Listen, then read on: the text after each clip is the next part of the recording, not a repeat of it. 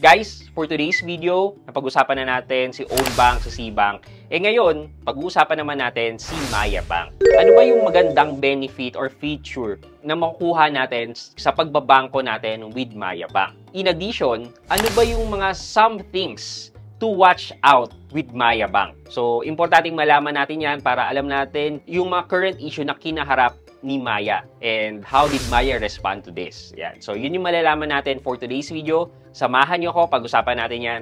Sit back and let's discuss coming right up.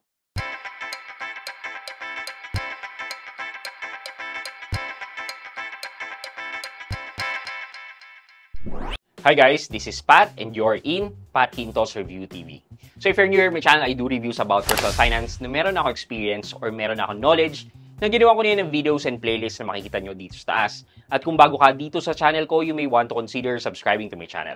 Okay guys, yeah. So, Maya Bank. Just a little background lang. So, nagsimula si Maya as ATM wallet, parang ganon, through Smart Money. From Smart Money, naging PayMaya. From PayMaya, naging Maya. Nung naging Maya na siya, doon inopen yung additional service which is the banking service. So doon na-approve si Maya as a digital bank. We now consider the Maya app as a super app kasi nandyan na lahat ng mga online or digital service. Nandyan ang e-wallet, buy load, pay bills, the savings, the loan service which are the Maya Easy Credit, the Maya Personal Loan, the Maya Landers Credit Card. As in, super app na siya. Ang dami mo nang magagawang service dito sa isang Maya app. So, kaya siya tinawag na super app. Yan. So, basically, yan yung brief background natin with Maya. Okay. Now, today, okay pa bang gamitin si Maya Bank this 2025 kahit na marami siyang kinaharap na issue last year? So, syempre, ano yung mga kinaharap na issue ni Maya? Okay. Una, security issue. There had been an issue about M-Cash-In that has not been explained to the public. So, na-resolve naman yung issue about the M-Cash-In unauthorized transaction by Maya giving back the money na nawala. Basically, ganun lang. Napakasimple. Nag-raise ka ng ticket, binalik naman nila kaagad. So, di ba? Issue resolved. Yes, issue resolved na dun sa mga nawalan. But the elephant in the room still is, bakit nagkaroon ng issue? Ano yung explanation kung bakit nabawasan at bakit binalik? So, yung issue na yon is hindi pa naka-close. Na-close na siguro na ibalik, pero in terms of explaining how it happened, why did it happen, wala. So, yan. We have to be wary of this security issue na to. Next is the issue of text hijacking. So, after the text hijacking issue was made public, Maya's response was to have an information drive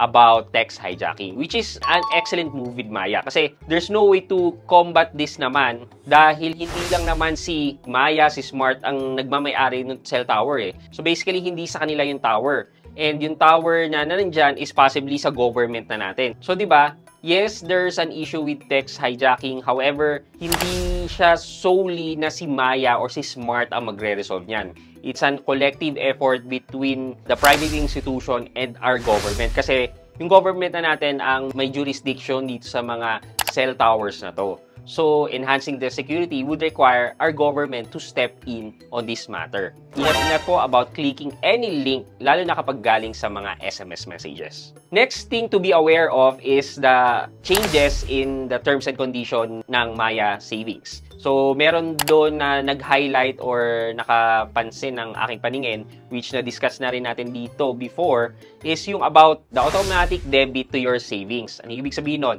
So, kunyari may transaction kayo sa e-wallet nyo at kulang yung balance dun sa e-wallet nyo. Kapag meron kayong savings account at may laman yon, kunyari 1,000 pesos ang transaction amount nyo, ang pera nyo lang sa e-wallet nyo ay 800 pesos, tas meron kayong savings with Maya Bank. Yung difference or yung kulang dun sa 1,000 pesos na transaction dahil 800 lang ang laman ng e-wallet nyo, automatic na kukuha sa inyong savings account. Ito yung isa sa napansin ko na sana hindi na lang ganun. Sana mag-decline na lang yung transaction and let the user transfer money instead of automatic debit. Sana ganun na lang. Yan. So you have to be cautious and wary of this automatic debit arrangement. So now, what are the reason kung bakit kayo gagamit ng savings with Maya?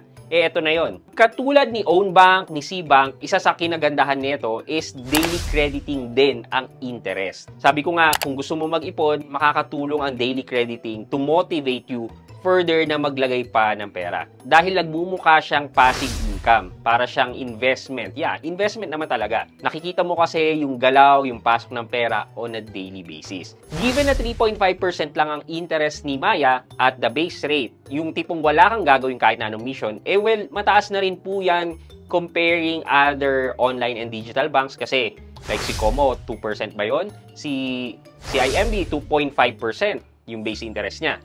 So, yeah, mataas na rin tong 3.5%. If in case naman na gagawa ka ng mission, mga workaround, mapapataas mo pa yung interest rate mo ng up to 10% or even up to 50%.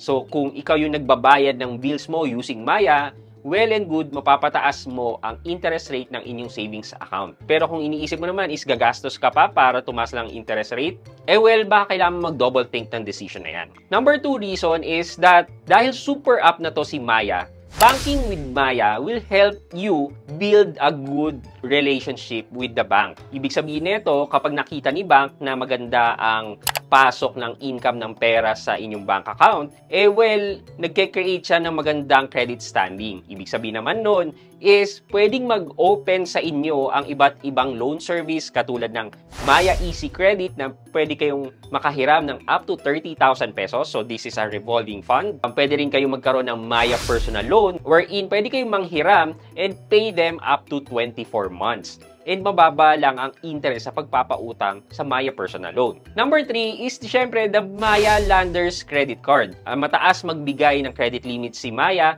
However guys, at this point, wala pang other feature yung Maya Landers natin bukod sa cashback. So, kung installment, well, wala pa, hindi pa tayo dumarating sa benefit na yon. Those loan product, it's good to have, lalo na kung wala kayong na-create na emergency fund, well, kung wala nga emergency fund, well, doon na lang talaga tayo magtatap sa mga emergency loans natin. Okay, lastly, masasabi naman natin na si Maya ay merong malaking capital. So, pag ang bank ay may malaking capital, ang ibig sabihin lang nito ay nasa magandang financial standing ang kumpanya na hindi tayo mangangamba na pwedeng mag-close anytime itong bank na to. Meron tayong insurance from PDIC na up to 500,000 pesos, di ba? So, ngayon, dahil merong malaking capital si Maya, well, hindi ka na ganun kakaba-kaba na maglagay ng more than 500,000 sa Maya savings mo. Kasi dahil nga malaki ang capital ni Maya at kumikita na si Maya, right now medyo malayo sa worst scenario na mag-close ang Maya Bank. So I believe na pwede rin talaga yung maglagay ng malaking amount dito sa Maya Savings.